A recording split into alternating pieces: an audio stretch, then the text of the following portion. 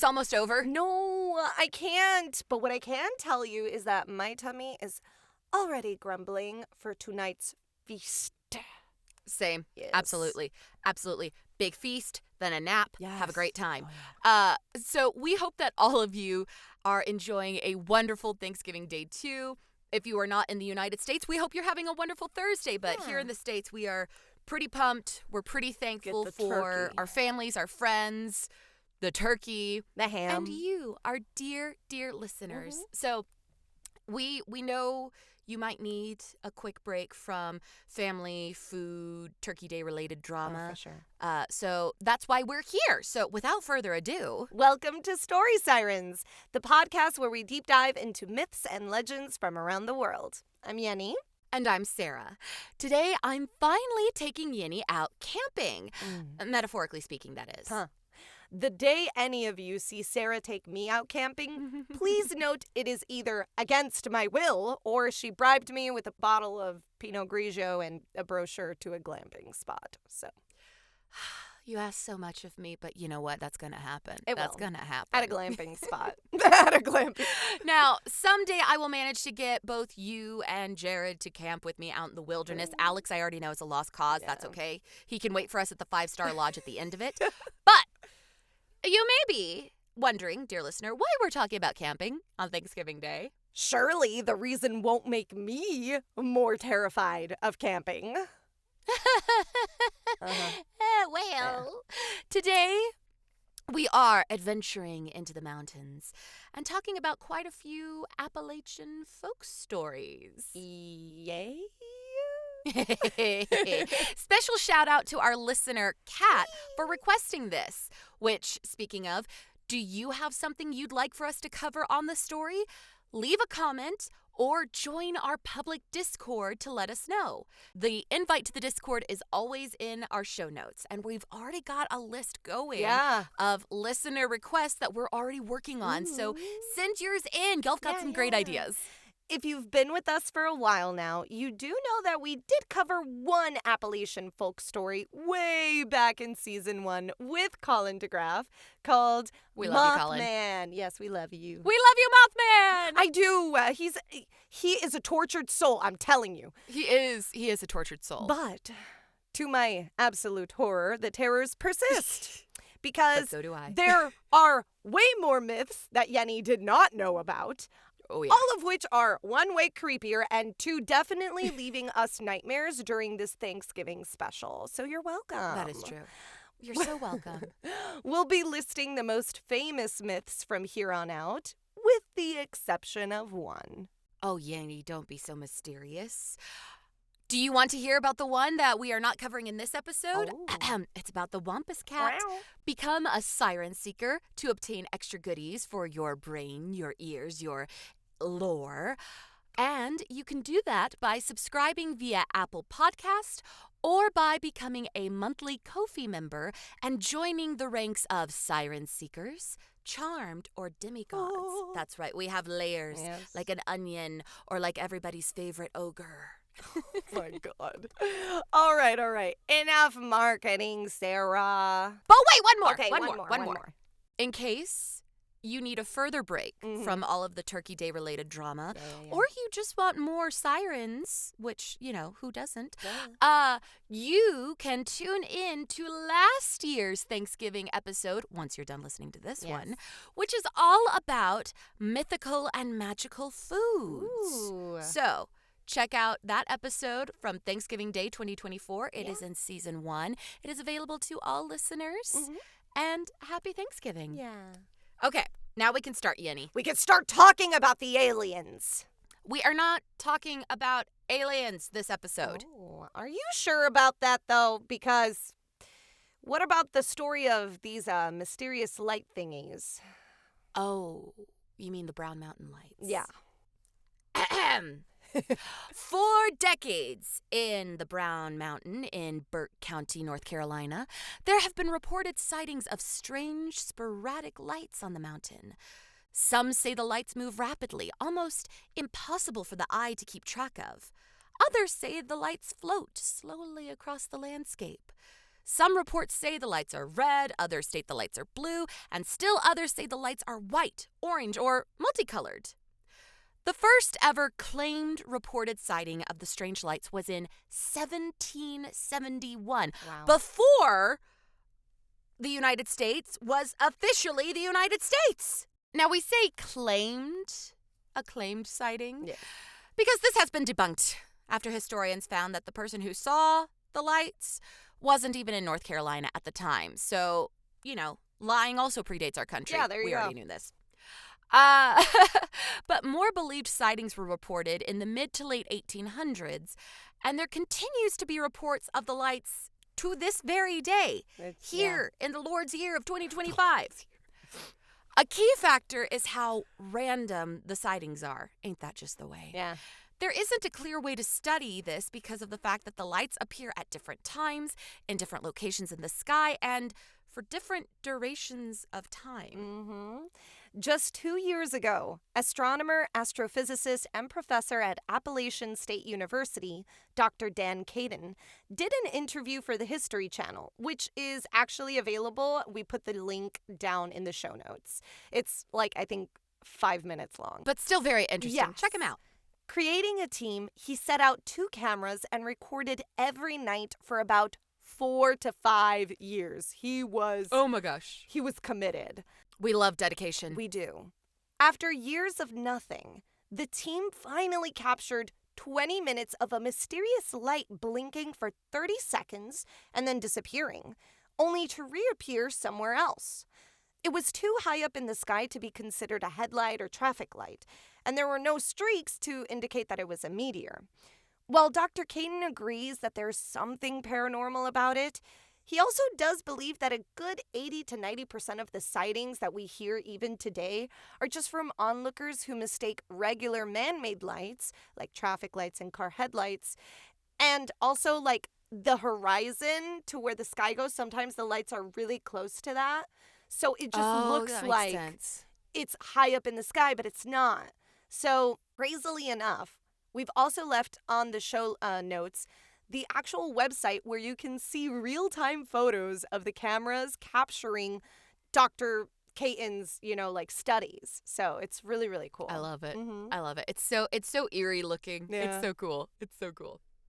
Now, whether it's man-made lights or perhaps something paranormal, there are also stories from First Nation peoples that may give us an insight into what these strange lights might be. Cherokee legend tells of a terrible war that erupted between the Catawba and Cherokee nations on Brown Mountain. At night, after the battle was over, the tribeswomen, including the wives, mothers, and sisters of the warriors, went into the mountain with torches, hoping to find their loved ones.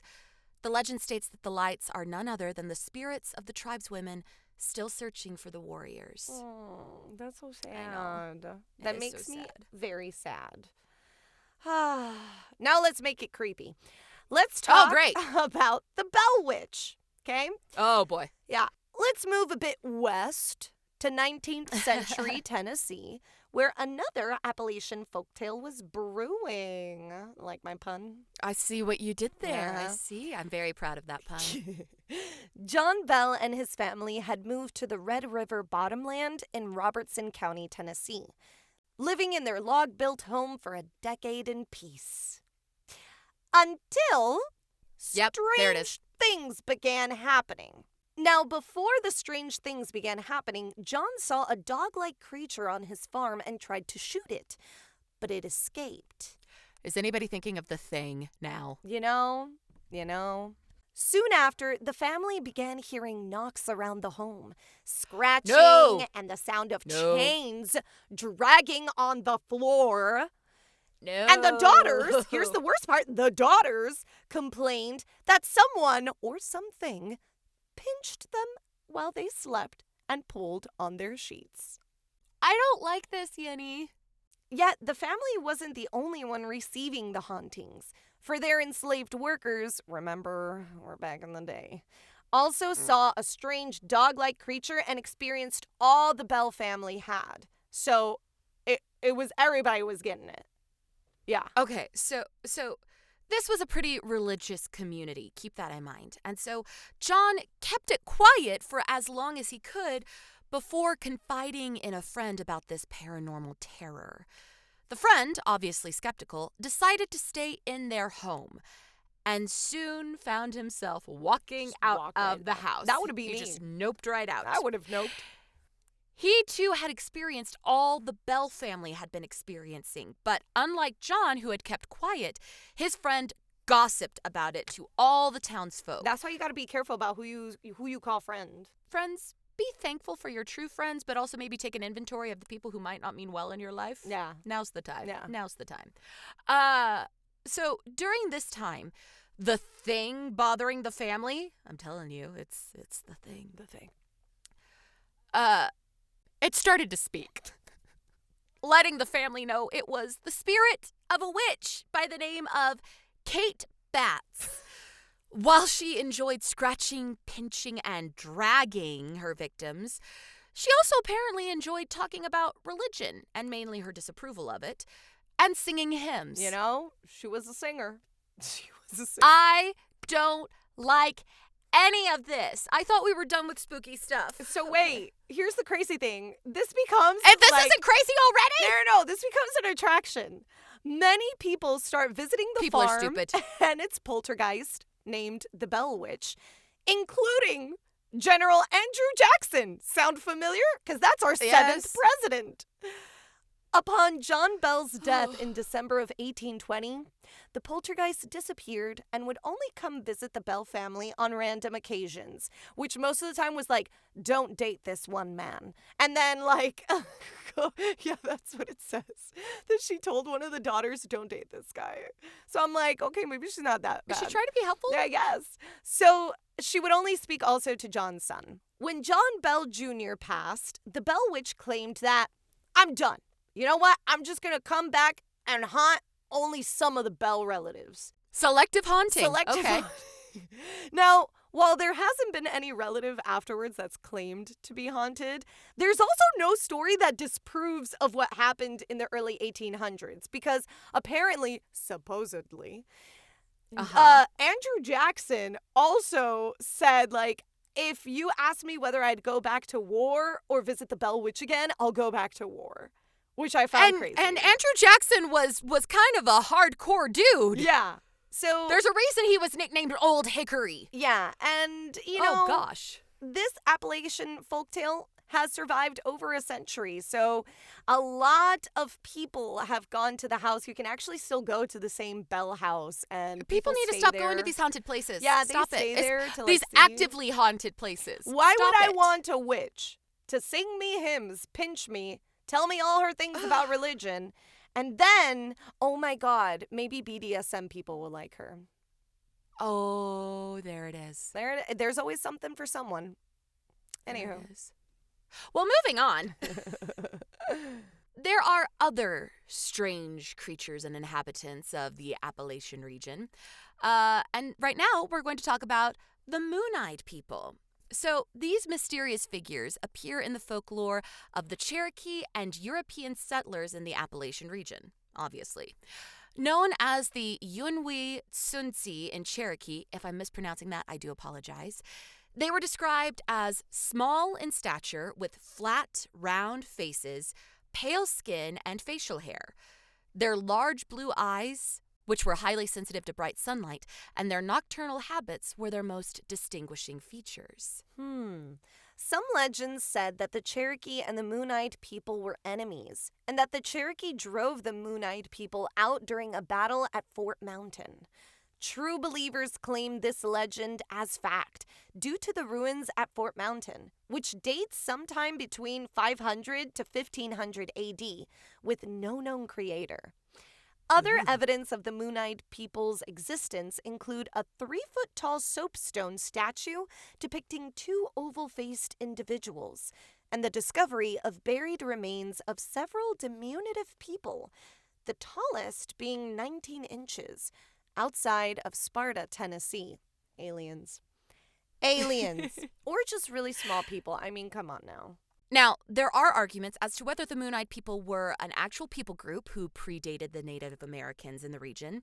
if they were early European explorers and settlers, if they were merely Welsh immigrants to the area who were known for their keen eyesight in the depths of the coal mines, or if they were simply another kind of mythical being found only in legends and rumors, with, only sporadic remains adding the fuel to the fire of the mythos. Right. Most residents of the Appalachian regions believe that the legends of the Moon-Eyed People, which are still common today, are primarily rooted in the folklore of the settlers, and that the Moon-Eyed People were/are a helpful but often mischievous spirit. And it is said if you ever come across one, they are generally trying to be helpful by either aiding in a house chore or in a yard task, but you cannot watch them while they work. This So if gives you me see them, fairy look away. vibes. This gives me yeah. Yes, which is why there's a lot of belief that they are rooted mostly in European folklore, because this gives a lot of the good people, the good neighbors. The good people, yeah. That you're not supposed to ask questions or anything. They're just going to come out and do shit, and you better be thankful. Exactly. Yeah. Now, you want to know what does not give me fairy vibes? What? The Flatwoods Monster. The name says it all. In Flatwood, West Virginia in 1952, which I always want to say Fleetwood. I'm sorry. Fleetwood Mac. Exactly. In 1952, a strange apparition terrified several boys. Uh-oh. One September evening, while brothers Ed and Freddie May played with their friend Tommy Heyer, pulsing red lights were observed streaking across the sky and appeared to crash into a neighbor's farm. The boys went and gathered more of their friends, older boys and a few adults, to investigate the crash. I'm very proud of these boys for getting an adult, by the way. we will give them a round of applause for seeking an adult. Because the initial trio was like between the ages of 10 and 12, 10 and 13, and then they went and got like some of their other friends, a 17-year-old older brother, and like a couple of adults. So good on them. Good on them. As the group neared the crash site, multiple members reported a sulfur-like smell. Then, a monstrous sight appeared before the entire group, described as a massively tall monster with red eyes and a glowing green face. It had a spade-shaped head, spindly arms, claws, and what looked like armor all over its body. No, thank you. And stranger still, as if this isn't weird enough, the creature hovered above the ground, shrieked at the witnesses, and seemed to be spewing smoke. Aliens. I could go for that one on this. The group fled the scene of the crash, thank God, and called the police. Yes. Okay, great. Good. Smart group. Good group. But when the authorities arrived, there was no sign of the creature.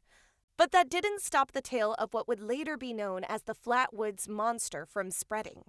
A local newspaper reported 7 Braxton County residents on Saturday reported seeing a 10-foot Frankenstein-like monster in the hills of Flatwoods. See, it all circles back to Frankenstein. But we all know that Frankenstein didn't look like that. He didn't. We all know it. We all know it. And if you don't know it, check out our Frankenstein episode. Hello.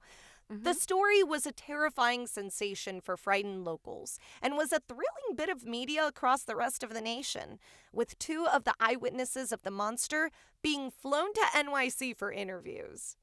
I mean, people want to know. They've got to know. They got to know. Sensationalized. Yeah. Now, this monster sighting occurred during a time of high stress for many Americans. Fears of global relations, atomic bombs, communist infiltration, and ongoing quasi-standoffs during the Cold War had the population on edge. With these very real threats looming on the horizon, is it really so strange that people were starting to see monsters and aliens in their own small town? I mean, we kind of went through this just recently. You guys don't remember the, crash that happened and this guy put it on TikTok, that it was like an alien that was hiding in the cars. You don't remember that? I have no memory of this. Yes, it happened maybe like a year and a half ago or 2. There was a crash landing, a bunch of officers and everything. They even caught it on the cameras that the police officers on the body have. cams? Yeah. They caught something falling off of the sky and crashing somewhere. Many people were doing were calling in saying, "Oh my God, something happens." And the aliens were like hiding somewhere. And like it was very strange. It was like these strange type of creatures. And we have to I don't like this. We have to figure that, we are also going through some high stress times right now. Oh, so for sure. Yeah. It's kind of like history repeating itself. And I do think the Flatwoods Monster is an alien, and I'm sure you do too. I can accept that one. Wait, let me see. Hold on a second. Yeah, April 2023, Las Vegas teenager Angel Kenmore claimed to have seen an alien in his backyard after a mysterious light appeared in the sky and then fell into, his backyard. The incident was reported to have happened on April 30th, 2023, and Kenmore's 911 call and video were both viral on TikTok. Wow. And there has been no explanation. No explanation whatsoever. And like when you see the video, he's like looking through the fence. It's so creepy. Ugh. Yeah. Insane, I don't but like that. very cool. And yeah. Let's go into modern media, shall we? Let's. Okay, hold on just a second.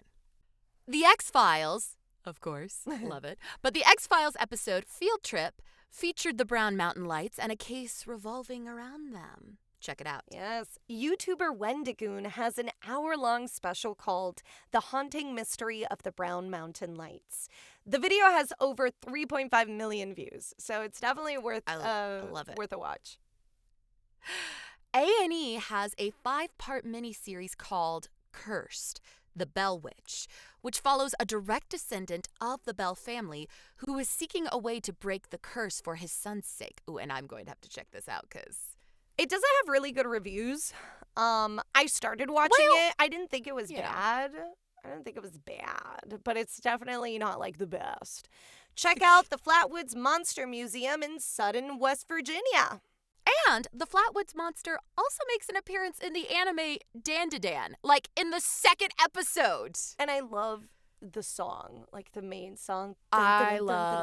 Yes. Yeah. I love it. The same artists who did that opening theme song also do most of the music for the anime Call of the Night, which I love. Like, it's Creepy Nuts is a great band. They're a fantastic band. Creepy Nuts, we love them. They're a part of the Squirrel Gang. They are. They are. If you don't know what we're talking about, check out the bonus content. We talk about squirrels and the fact that they might be government spies. Anywho. You really need to check out the bonus content for that one. Here's your siren call. Here's our siren call. Oh my God. Jinx, you owe We're me getting a better at this. soda. All right. Go into the woods, you who has the balls or nuts, too. And then take a picture of a leaf, send it in our Discord, and then go back into civilization because there is no need to see any of the dang monster/aliens that we've listed today. Okay? Don't be a hero. Don't go searching them out. Just let us tell you about them and stay safe where we need you to be. Yes. So have a happy and safe Thanksgiving holiday. Yes. Hug your friends and your family, eat lots of good food, and if you're able to, give back to your community. We are so thankful for all of you, and we will see you next week. Yes. Bye. Bye. Thanks for listening to Story Sirens. You can follow us on Instagram at Story Sirens Podcast. Want to support us? Send us a cup of Ko-fi by searching ko-fi.com/storysirens. We've got lots of treats for those who become siren seekers. All research materials can be found in the episode summary. Music by Donald Guzzi and artwork by Alexis Torres. Story Sirens is a Feather and Fin production. See you soon.